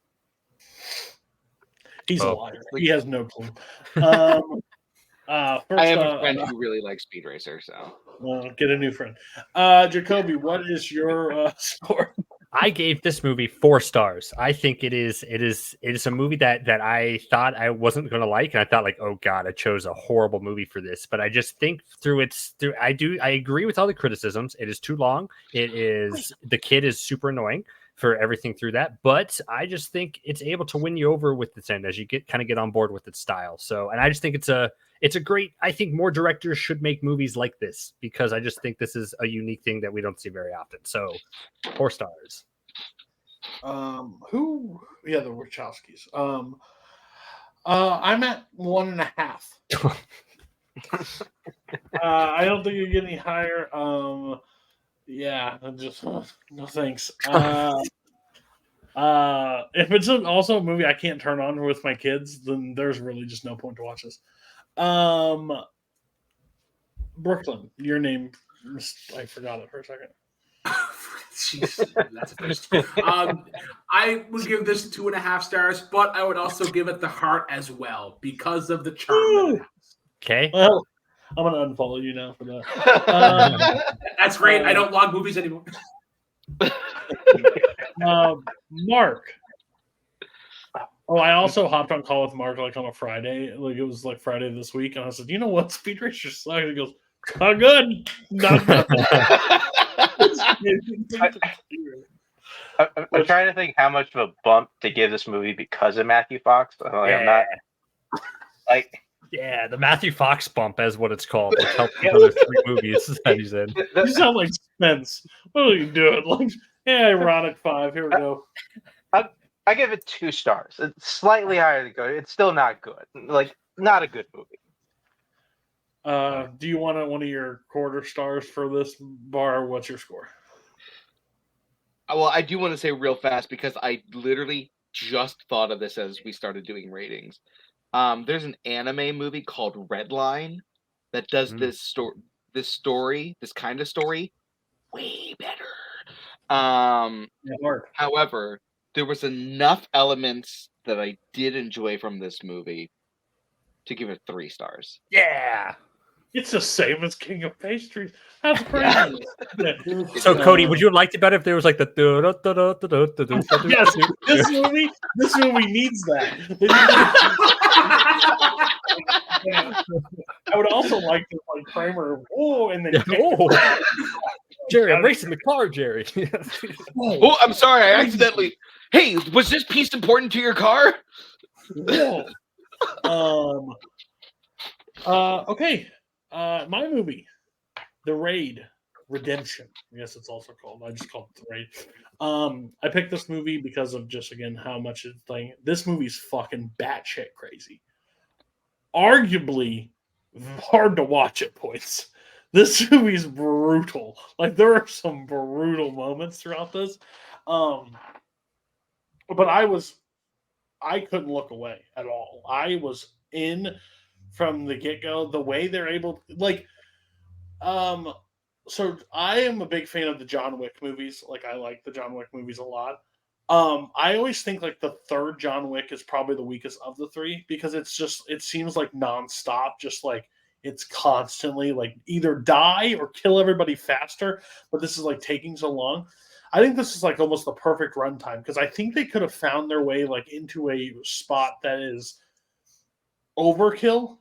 Like it happens for too long, but they made it interesting and enough choreography and enough brutality that didn't feel they were recycling everything through this event. And like they set it up pretty easy. Like this concept is the easiest concept in movie history. We're going in this building and we're taking this, like we're taking it. And like we gotta go up, we gotta go down. Like, yeah, and like that's it. And like the brutality that like is insane. Like there's a shot that this movie I knew had me right away, which we'll get to everybody's thought. But when that kid comes out of that room and looks at all those cops, all those people just standing there, and he goes back in and that bullet and how they shoot that shot with the lighting and the effects and you don't see it like perfectly. I was like, this movie is going to take no prisoners. Had anybody see The Raid prior to watching it for this one? For the first time, too. I'd watched it earlier this year for the first time. Oh, perfect. Brooklyn, on your first watch, did you hear anything about The Raid prior to watching it, or is this like I had seen like the wall scene before on like a TikTok or a reel or something. So it's like, oh, I know this scene exists. So when I got to that, I was like, I'm not as tense as I should be on a first watch, but I did really enjoy it. I do agree with you though. This is fucking brutal and ultra violent. I think what gives it such a good job of separate or keeping it fresh and whatnot is all the different combat styles that they use, because it's guns, it's short knife, it's hand-to-hand combat, it's swords, and just and some of the choices that they make, I really like the kill where it's Rama, and he's fighting a bunch of the goons, and they get to that part where it's the middle of the building, and there's that big hollow, and I feel like in every other action movie he would throw him off and he just falls to his death, but they make the choice of he actually lands on the floor below on the other side and he breaks his back, and you just see it snap. And I think that was cool. The fucking there's a part, I think it's in that same scene as well, where he does I'm not sure if it was a neck breaker or a bulldog or some form of wrestling move, but he does it over the broken door frame, and just goes into the guy's throat. I thought that was really cool too, because it's almost paced like a wrestling match, because at the start of it, the police get nearly fucking decimated at the start, and then it gives a little bit of time for them to kind of catch up and stuff. And that part I really enjoyed. I was amazed at how much I loved this movie. Yeah, I think the sound is what makes this movie so and it makes some movies, the action in some movies, look terrible. Absolutely, couldn't even hold a candle to their fight. But with the neck snapping and the backs cracking and the knives going in and out and the bullets, you hear everything, and it's so visceral in your face. You guys have all seen it prior. So did you guys initially like it the first time watching it, and on the second viewing, did you guys enjoy it more, or did it stay pretty much the same? I'm curious. First time for me was actually watching it with one Mike motherfucking Hanley and Matt Quayle. That's a way to do it. Yeah, it is. Yeah, it is. And that was a blast. Watching it again this time was just as entertaining. This movie friggin' slaps. I love the way that the camera moves with the action. That's something that I don't think a lot of action directors kind of will even attempt. They're we're gonna have this set right here, we're gonna watch you do this, blah blah blah. But it's sort of like dance, and the way that they move and the camera captures it, and it's wide shots, it's full body shots. It's not like the typical action movies now where it's this tight on someone and you can barely see things going on. That's something that I really love and appreciate about this movie. Yeah, and the story is just really well told. In fact, it's so well told, we basically remade it when we made Dread. And it Same year. yeah, but still, it's it's the same movie. But it's just so well done, and the twists and turns, and the fact that it is that violent, bring Squibs back, please. Yeah. Jacoby and Mark, curious. So again, this was my second time watching this. Earlier this year, I did watch The Raid, and I watched The Raid 2, so it was kind of fun to go back and watch The Raid again, because I actually do think I like this. I prefer this one over its sequel, so much so. And it's I can go on and talk about the action, but the action is fucking great. it's such a great pinnacle for low budget filmmaking about because I think it was a pretty cheap movie to make, and it's just letting stunt guys just do stunt guy things for this period of time, and the results are great. But I think what makes this movie so excellent is its characters. I loved on secondary, I love what I have his name right now, Menchaca, the captain, basically his friend who is going to die a horrible death, and then he does die, and you feel bad about that. But that leads into what I think is the best character in this is Mad Dog. I think Mad Dog as a villain is one of just makes this movie so perfect to me. This honorable sort of thing where just I'm going to give you a chance, and I'm going to do, to fight because I love the fight. I love the challenge that leads to the final 2-on-1 fight at the end, which I just think is one of the best fights I've ever seen in a movie. I fucking adore that fight. So I just think, the fact that just you have this could have just been just nonstop action, which I think is what a lot of the John Wick movies are. But to me, I don't think you have a villain as interesting as Mad Dog. And that's what I think really elevates this as a great thing. that scene at the very beginning when he's just putting bullets in the back of their heads, basically the beginning, Yeah. and he goes to the last guy and puts the gun on his shoulder and says, "I'll be right back." One of the most, like it's crazy like that. Yeah. And that last fight, I was going to touch on that too. That last fight is arguably one of the best fights I've ever seen, especially when they stick it in his neck and he continues to just fucking fight. Yeah, he's still going. Like, that's the ending. That we got it in, we're done. He just fucking keeps kicking ass with a knife in his neck, and that brutal death, as you hear it go across the neck and the blood fill up, like insane. Like I just remember, like at one point, like my jaw like was open for like way too long. I was like, oh my god, like I've just been sitting there like, what is going on? Like what's next? Mark, I'm sorry, stop before you were talking. Yeah, this movie fucking rules. I saw it around when it came out. Like it was, I think it was a time where like I don't remember. I went on a trip with my brothers, and we ended up renting this movie. It was like, oh, like this cool action movie, and like we're just watching it, like just like amazed at like what we're watching. It was awesome. But I think two things I kind of want to touch on. Like one, I feel like the lead up, I think, to each action sequence is incredibly impressive. Like the two that I think kind of come to mind is like one when they're kind of trapped like in that kind of stairwell area, and like they like the bad guys can't see the cops, and once we see like the shotgun blast go, and like that's when like all hell breaks loose, like, and it sets everything up so perfect. And then like the one where I can't remember the Iko Uwais character. Like he has to fight like the machete guys. He realizes he's like he's down this hallway, and he's like, okay, we're gonna fucking do this. And like there's just that minute where they're just like looking at each other, and then like he just goes out and just like he just starts beating the shit out of him. Like it's just super awesome. That, and I think a thing that did kind of strike me, at least this time, I didn't realize just how economic the story was. How like they kind of did the same thing, a weird comparison. Same thing I think Hell or High Water kind of does, where they don't just tell you the story outright.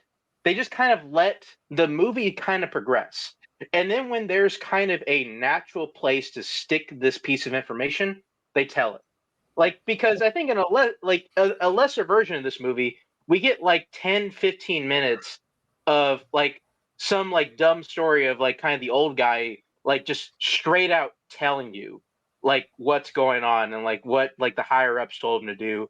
And then the bad guy telling him like, no, like they fucked you over. Like there's just like probably a 5-minute scene of just like straight up just giving you like a God fucking words going off me, but they're just kind of just laying out the story for you, where I feel like this one just very little just kind of gives you enough, and then by the end of it you got a full picture, and it doesn't, and like I feel like it's kind of done so well, like you hardly even notice it. Yeah. If there's one other thing that I wanted to mention as well, because there's one part of the score that I really enjoyed. It's during the sergeant's death or whatever, because like he gets knocked out cold, and I think it's like strings or something, and they really kind of evokes like the lifelessness that as he has like right before his neck gets snapped off. I really enjoyed that.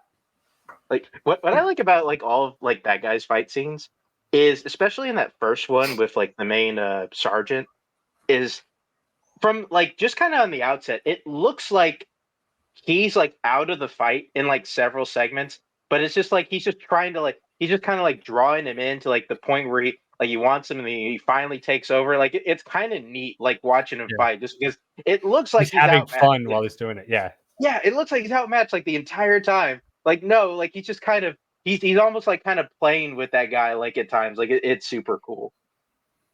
Yeah, it's just like I heard a lot of things about this movie, and the reason why I picked it is because, again, it could be one that sit there for the next 5 years and I never watch it, but to talk about it, I just thought like perfect time to bring it on. I'm a little concerned, like, to watch the sequel because not like I think it will be bad, but like they extend the runtime by like 40 minutes, or 50 minutes almost. It's like it seems like this was the perfect time length for a movie like this, and I don't think in the sequel they're gonna be like, you know what, we did too much action. Let's tone it down a little bit. No, they're gonna be like, it's gonna be balls to the wall. So that's what the only concern is because. Like these kind of movies, like I understand why you try to recapture the magic. Like why wouldn't you? But I always feel like a movie like this is like a perfect standalone. Like it doesn't need to be. You don't need to reinvent the wheel. It's clearly what it is. We're going to go in, we're going to get, and we're going to get back out, and like we're going to kill along the way. Like it's just. And again, the balls in this movie for that shot through the child's neck. Like that's just still lighting effect and like how honestly. I have a problem in movies when they use slow-mo a lot, like when it's like their crutch in the movie.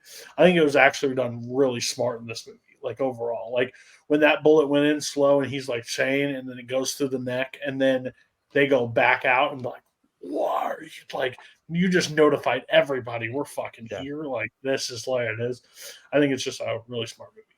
I'm glad I picked it. Anything else on this before? I have one last question. Knowing that we are in the movie trivia community and how particular you can be with answers, what is the correct answer for this? If this is asked for an answer, is it the Raid or the Raid Redemption? We don't do multiplex. We don't do subtitles. Don't matter to us. So the Raid. All you need is the Raid. Good for redemption you want, but if you put the redemption, you're not wrong. But if you put like something redemption, else, you might be wrong. Just stick with the Raid. Raid 2 would be acceptable. Yeah. The last thing I'll say about this movie, which I think because you brought it up, is like in terms of like the sequel. Like I think the sequel's folly is that it does go too big. There's some elements of the sequel that I think are interesting. Like the Mad Dog actor, they bring back as a different character. He plays somebody else because he's so fucking good. Because like you need him to fight again. So it's just it's super funny that they do that, but it's also the folly of it. But I just think it's too long, and you're not as invested in the characters as much to me as you are in this movie. And I think that's what this movie success. It's lean, it's mean, and the characters are you're invested in them. And I just think those are three of the keys to this movie's success.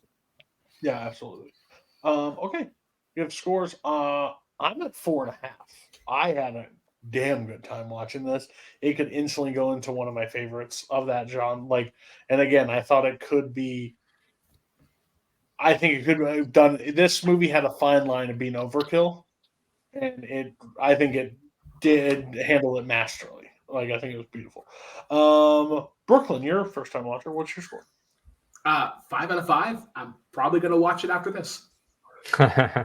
Nice. I'm gonna watch the Raid 2 this coming week, but Mark. Yeah, you know what?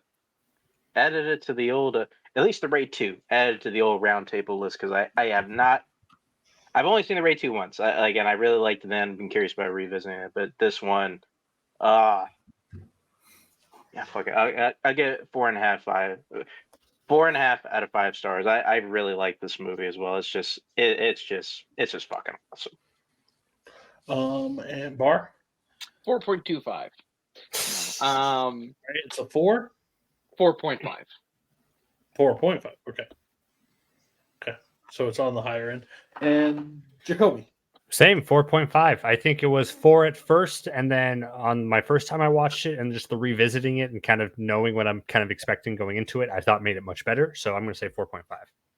I think I'll just say like just in the middle of the conversation. Like I checked Brian Michaels' Letterboxd review. He had it 3.5 first time watch. Like I don't know if he had like a bad day. Now it's like 4.5. But like it's like what was going on that day, Brian? Like what was the deal?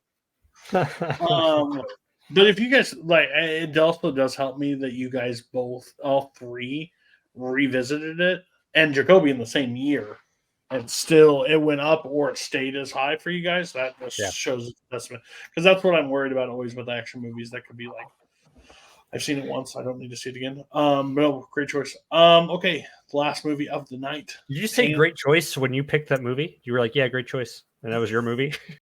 dumbass! You dumbass! You're a dumbass. Such a dumbass. You're an ass.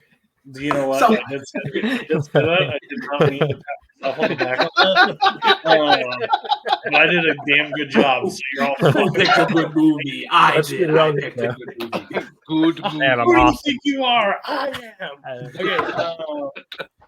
Beautiful. Okay. Next up, Mark. I still think Mark was sick when he made this choice because he made an outstanding pick. Pan's Labyrinth. I just want to say thank you.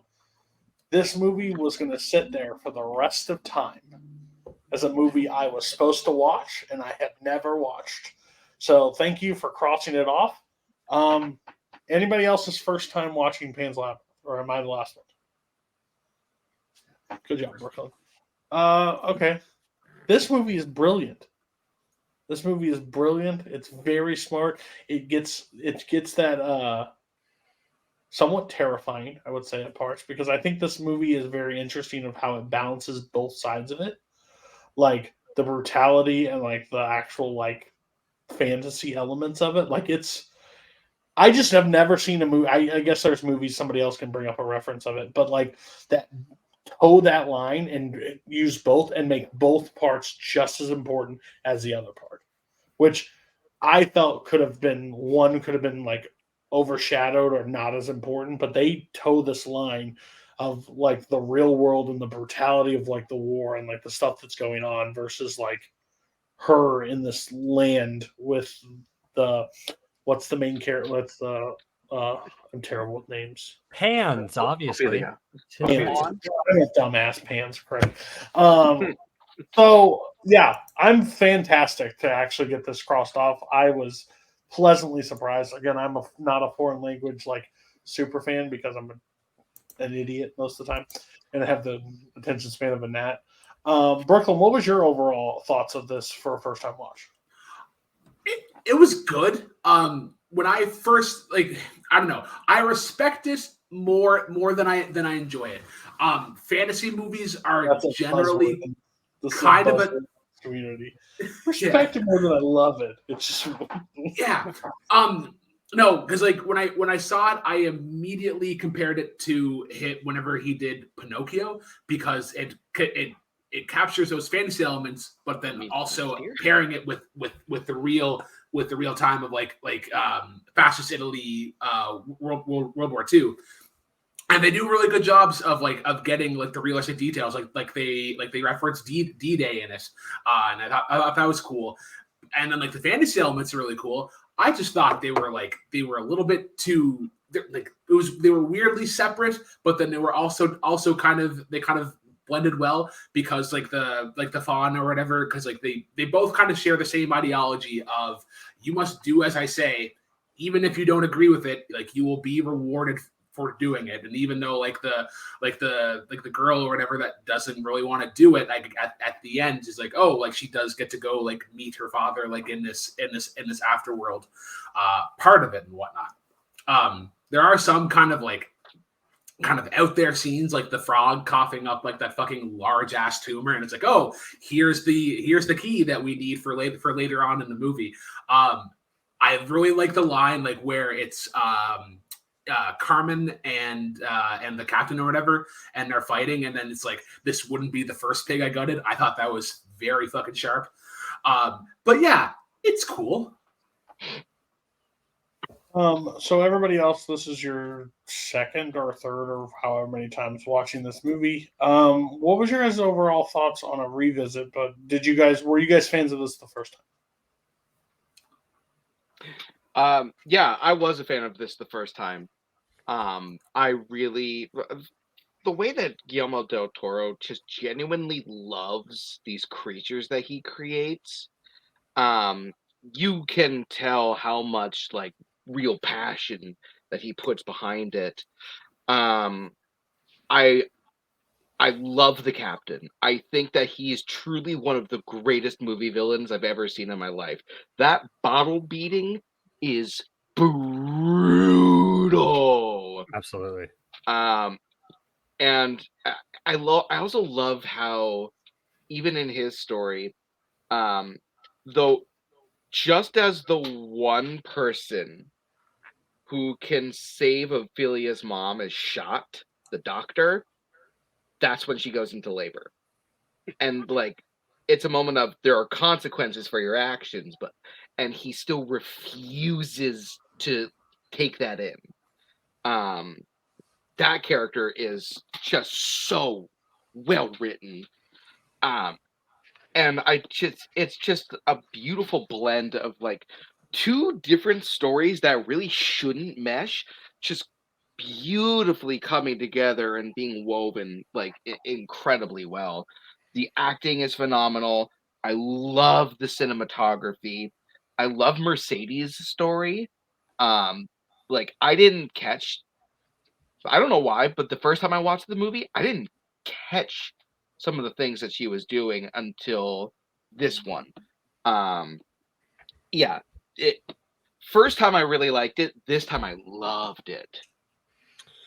Yeah, my first time watching it, I was like a teenager, I think, when I watched it. So it has to be over 10 years ago. Over maybe 13. What year did this come out? 2008, 2006. 2006. Yeah. So I saw it when I was too dumb to really understand and comprehend really what I was watching. So I remember parts of it, and I obviously the only scene I really did remember was the hand. That's so iconic and it's so great. I remember like, man, she's so fucking dumb don't eat the grape. And like you kind of see like when you're older, you're like, oh, you can kind of see why that would more happen like that. But no, I agree with you, Bar, in terms of like this time watching it, I was struck by how great of a villain that Vidal was and how just phenomenal, like the whole character trait of wanting to die with his watch to like know what time that he died. I think it's so great. And I think that's a cool theme of all of our movies, mostly of all of our movies, like villains. I think we've had a great run of villains in these 6 movies ish. Like I think they're all pretty good here. But Vidal, I think, is far and away like the best one. They're all good villains. Like T and Sympathy, great villain. Red Rocket, he's a villain. Speed Racer, Royalton's a great villain. King of Pastry, the Moth is the villain. The Moth Gravity. is the villain. The rules of the Moth. I had no problem with the Moth being the one. I had a problem with Speed Racer. That was 5 out of 6. 5 out of 6. Raid, Mad Dog, and now Pants Labyrinth, Vidal. So I just think it was a great run for villains, and they're all like a lot of different villains, different types of villains. And I think Vidal made this movie, I think, super fascinating for me. But everything about this, like watching this now, I just like, oh, this is why Guillermo del Toro is so beloved, because he can churn out this like so just like effortlessly this charming, whimsical, dark story at the same time. And I love what you said, Bar, about like how he loves all of his creatures. Like that just, and I didn't really think of it in that way, but he absolutely does. And I think I love this on rewatch, and I'm so glad you chose this, Mark, because I don't think I ever would have rewatched it like out of just like, yeah, I'm gonna rewatch this. I got the gist of it, but it's so much more rewarding now that I'm older and I can understand things besides like, man, like don't eat the grape, kid. like like stupid kid. Mark, so dumb. Is it better on Criterion than it is normal if you just watch it normal? I'm just asking for Listen, I will say, like, there's only a 2K, whatever Criterion I got. It still looks fucking awesome. Like, if you like, I would still recommend buying it. I think it's still great. Which no, that was a joke. I don't care. But whatever. I mean, this was kind of like a part of like the long list of, I think, movies that I saw like when I was like 16 or whatever, when I was like when I was kind of watching more stuff, as it will. And I really liked it then. And I think it honestly wasn't until a couple of years ago I revisited it. I think kind of like the neatest thing I think about this movie is is almost trying to decipher like how much of this is Ophelia making up in her head. Like, yeah. And honestly, I think kind of like, even though like it's kind of fun to play that game, it honestly doesn't really matter all that much. Like, Sure. Just because like it's like we can either have like this like silver lining story of like, yeah, this girl like finding peace like in this kind of like a colorful like magical story, magical fairy tale that that she's kind of found herself a part of, or like it's a very interesting like dark story where this is the only avenue that she has to escape like all the horrible things that are going on around her. I think if it's either one of those, both of them really work for the movie. I think both make it fantastic, and like just like the creature design like is really neat, and like it's especially through all the actions like because you never really know like if you can fully trust like the Spawn character like even in your gut you're thinking I don't like I definitely shouldn't trust the Spawn character, like no way, like he this is a sketchy motherfucker, like there's no way, like I don't trust him. What's that huge knife for? Nothing. and yeah, you guys are spot on with Captain Vidal. He's just he's an all timer for a villain. Like like whoever does performance as Sergey Lopez, I believe that's what it was. Like he's fantastic in this movie. Really great. Yeah. I think it's also where he's like interesting. sewing his cheek back together. Oh yeah, it's Just, like 45 seconds of like literally seeing that. Like I'm like going like, oh my god, like, yeah, it's great. right. And then he does like, oh, glad I did that. And he takes the drinks like, ah. The first moment was enough. I don't need to see it continuing. But I think that's a very interesting thing. Like if this was like made up in her mind or not, because like during that course of time and like what the world was like, to go into your imagination instead of living in the real world is probably like a better place to be. So I kind of like that outfit. I also really like the ending, like with the flower, like wherever she touches or whatever, she'll show up in different areas and that flower like blooms at the end. Like I think it's very like great creative like delivery from Del Toro, and like he's just so smart with what he does. Like his creature films and like what he's able to do. Like again, never seen the movie, but I've seen those hand and eye things forever. Like I just knew from this movie. So I think it's honestly a brilliant movie that only gets better with age, and I think that's something like you guys said when you were younger, at say like teenagers. If I watched this at 16, I'd be like, "What the fuck?" Like, okay, cool, I guess. But like as we get older and like life gets advances, like you see different elements and you pick up on things, and like just imagine being a kid during that time frame. Like it's got to be like mind blowing. Like we all see war from a different perspective, but seeing it as a kid's perspective, it's got to be fucking nuts. And the only way you can escape is through your, the mind. I think that's an interesting play on it. I don't know if it's true or not. Like I guess it's up to your own interpretation, like if it was made up or not. But I think it's honestly a brilliant choice. Mark, I mean, teenage me thought like Captain Vidal was a bit of a badass because he went into like a real firefight with just a fucking pistol. Oh, like yeah. I thought like that was like wasn't the afraid. coolest thing ever. That's like 15. And now you're looking back like, ooh, I'm glad I didn't. For that I didn't have Letterbox back there. Like that Vidal guy kicks ass. Like, oh, Mark. You sure about that? Oh, bye, Burkle. That was wild. Yeah, like even like that scene when I thought he was going to hide behind the tree and like try to send his sergeant out there and like for him, like who was going to go, and then he didn't, and then he just went out and like looked at his watch and went out, and like you said, Bar, like the bottle scene is it's so brutal because of how ruthless and like efficient it is and how merciless. Like he just takes it and smash, and you like see like everything breaking and splattering. Yeah, and he does not care like at all. Like with his hair real slicked back, like it's pretty bad. And then like I'm known for like being the negative on like Wes Anderson and directors like that, but I think this is a guy that like balances both those worlds of like being the creative artsy like direction, but also like have well fleshed out like characters and story along with it, so it like works for me. So I think that's a perfect balance of what he's able to create in this world. Is Brooklyn still spinning for anybody, or is it just me that he's spinning? I see him. Okay, he just popped. I wanted to bring up one other thing that I found out after this. He had been working on this movie for almost like 13 years. Like I think he started like writing about it in 1993. This almost didn't happen. Like he lost it in a cab somewhere. And then like while the cab driver was cleaning out his car, found it. Guillermo gave him $900 for it, and they were talking about it afterwards. If he didn't make this movie, he was going to make a pre-MCU Doctor Strange. Like what a fucking world that would have been. Wow. That would have been crazy. That could be a documentary, like the story of like You think the cab driver read it and just like, what the fuck is this? It's like, You just use the eyes. and the creature bites the heads I off just had a fairy serial butts? killer. I just had a serial killer in my cab. Like this dude's crazy. I'm reading the special features on the Criterion. I don't see anything about the cab driver story. It should be. Okay. I think we can get scores on this and call it a night. Mark. Score.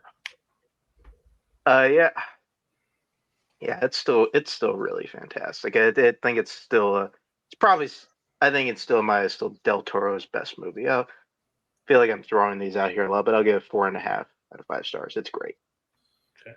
I'll go next. I'm at 4. I'm at 4 on a first time watch. I think it's really good. I think I could pick up more or like it a little bit more later, but overall, very successful first time viewing of it. Jacoby. I went back and saw what I ranked it like because I think when I first got Letterboxd, you know what you do, you just start going through movies and you start like ranking them, just like seeing like on there. So I think I had it at like 3.5 or even 3 stars. I'm like, that's crazy. So I must have really not have liked it like when I first saw it. But I'm revisiting it now. I agree. I think it's a 4-star for me, but I think it's so close to a 4.5 that I think if I watch it one more time, I think it's going to be a 4.5. So 4 stars. Bar. 5 stars.